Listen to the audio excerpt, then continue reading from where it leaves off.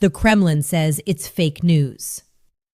And while Dmitry Peskov was standing at that podium, calm and dismissive, somewhere in the Russian Republic of Tatarstan, in a city most Americans couldn't find on a map if their lives depended on it, a factory was running. Not 9 to 5, 24 hours a day, 7 days a week, producing killer drones at a rate of 20 per working day. So here is the question that should keep every defense analyst, every naval commander, and frankly, every thinking person awake at night. When a government labels something fake news and the factory producing the evidence never stops, never slows, never even takes a weekend, who exactly are they trying to convince? Let's start where most people don't. Not in Tehran, not in Moscow, not in some classified briefing room with fluorescent lighting and bad coffee. Let's start in a city called Alabuga. It sits in the Republic of Tatarstan, tucked deep inside Russia, roughly 1,000 kilometers east of Moscow. Most people in the West have never heard of it. On January 5, 2023, a quiet delegation of Iranian officials stepped off a plane and walked through an empty industrial site. Just land, just potential, just the beginning of one of the most consequential military supply chain relationships of the 21st century. Within 18 days, a Russian company called Albatross LLC had signed an agreement with the Alabuga Special Economic Zone to build a drone manufacturing plant. Not to import drones, not to purchase them, to build them from the ground up with Iranian knowledge, Russian labor, and, here is the part that should stop you cold, Western components. That detail, the Western components, is something we are going to come back to. But first, the fact that almost no one discussing this story has properly absorbed. This was not an arms deal. Iran did not sell Russia a weapons system. Iran transferred the knowledge to build it. This was a technology transfer, a deliberate, structured handover of manufacturing expertise from the Islamic Republic to the Russian Federation. And the distinction between selling a weapon and teaching someone to build one is not semantic. It is everything. Because weapons run out, knowledge doesn't. Here is what happened next, and the speed of it is genuinely staggering. The Alabuga plant began operations with a 3-phase plan. First, reassemble 100 drones per month from Iranian kits shipped as components. Simple enough, manageable, the kind of arrangement that sounds modest and temporary. But by April of 2024, just 15 months after that first delegation walked through an empty field, the facility had already produced approximately 4,500 Shahed-136 drones. 4,500. The original contract called for 6,000 drones by the summer or fall of 2025. Revised projections put the actual output beyond 11,000. The plant doubled its daily production rate. It stopped waiting for Iranian kits and began manufacturing its own airframes, its own warheads. The factory did not meet its targets. It demolished them. And then consider what those drones did.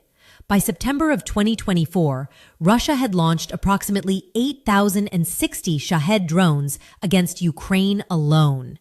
Ukraine, a country the size of Texas, absorbed thousands of strikes against its power stations, its water treatment plants, its hospitals, its apartment buildings, its people. Swarm after swarm, night after night, coordinating autonomously, overwhelming air defenses, destroying infrastructure that takes months to repair, while the factory in Tatarstan kept running. 20 per working day, every working day. So let's be precise about the argument here, because precision matters when the stakes are this high. The Russia-Iran drone partnership is not a bilateral military transaction. It is a living, self-replicating weapons ecosystem that is simultaneously fueling the war in Ukraine, directly threatening American naval power in the Persian Gulf, and delivering strategic dividends to Moscow that most Western analysts are dangerously failing to quantify. That is the thesis. Every layer of this story leads back to it. The first layer. What is actually happening right now, as of this week? On March 17th, 2026, the Wall Street Journal reported something that represents a significant escalation even within this already alarming partnership. Russia, according to people familiar with the matter, is now sharing satellite imagery and advanced drone technology with Iran, not just receiving from Iran, but giving back to it, specifically to help Tehran improve its ability to target United States forces operating in the Middle East. The relationship has inverted. Iran taught Russia how to build drones at scale. Russia, in return, is now feeding Iran the eyes in the sky, orbital surveillance infrastructure, to make Iranian drones and missiles more accurate against American targets. This is no longer two countries trading equipment. This is two countries constructing a shared kill chain. And the Kremlin called it fake news within 24 hours of publication. Of course it did. The second layer, why this matters, and the answer extends far beyond Ukraine. Cast your eyes south from Tatarstan, past the Caucasus, past the Turkish Straits, down through the Levant and into the narrow passage that connects the Persian Gulf to the Arabian Sea, the Strait of Hormuz. Roughly 20% of the world's entire oil supply flows through that choke point every single day. Every supertanker, every LNG carrier, every vessel keeping the global economy supplied with the energy it needs to function, it has to go through there. Iran has made no secret of its interest in controlling that passage, in threatening it, in using it as a pressure point against the West whenever diplomatic or military circumstances demand. Enhanced targeting capabilities, the kind of precision that comes with access to Russian military satellite imagery, transform Iran's existing drone and missile arsenal from a regional problem into a genuinely civilizational threat. More accurate strikes against American naval assets, against commercial shipping, against the underwater cables and surface infrastructure that keep global energy markets ticking. These are no longer distant hypotheticals. They are the logical and stated endpoint of the capability transfer the Wall Street Journal described. And here is the economic dimension that almost nobody is reporting. Russia benefits twice from every crisis Iran triggers in the Gulf. First, oil prices rise. When oil prices rise, Russian export revenues surge. The Russian economy, battered, sanctioned, under enormous pressure, is functionally subsidized by instability in regions it doesn't have to destabilize directly. Iran, armed with Russian satellite intelligence and Russian drone expertise, can generate that instability on Moscow's behalf, at no direct cost to Russia. Second, every American interceptor missile fired in the Middle East is a missile that does not reach Ukraine. The Patriot batteries, the THAAD systems, the SM-3 interceptors, they are finite resources. They are already stretched across multiple theaters. Every engagement in the Gulf is a withdrawal from the account that Ukraine is desperately trying to keep funded. Moscow does not need to fire those missiles itself. It just needs Tehran to force Washington to burn through them. That is not alliance. That is architecture.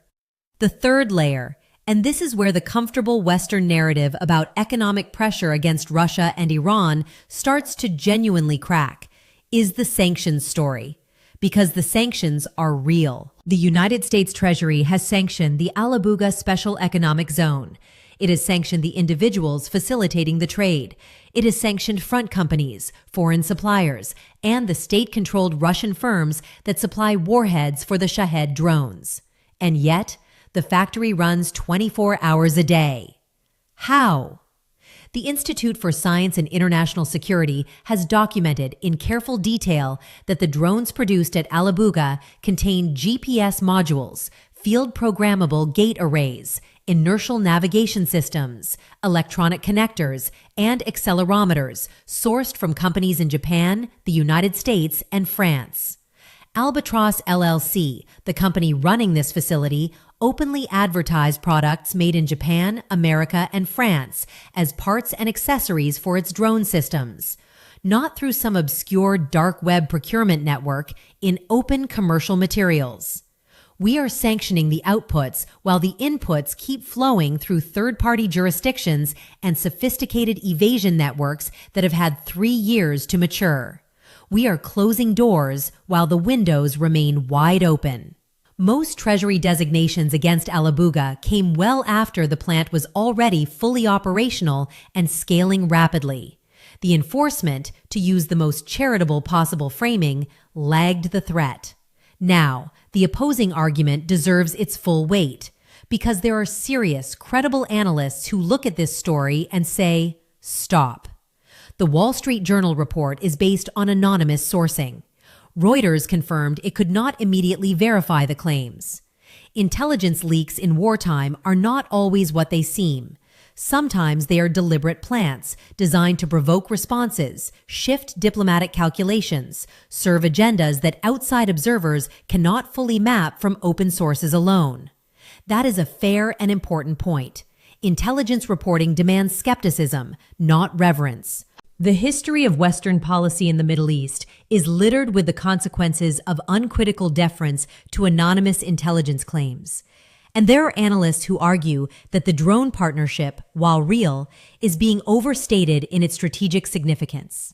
The Shahed-136, they point out, is a relatively slow, unsophisticated weapon. Ukraine has shot down thousands of them.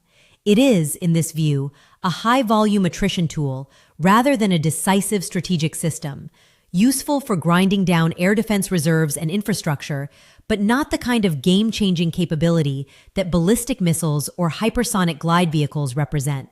They argue, with some justification, that even if satellite imagery sharing occurred, it does not automatically translate into dramatically improved Iranian strike accuracy, that the limiting factors for Tehran are not informational, but operational, logistical, and organizational.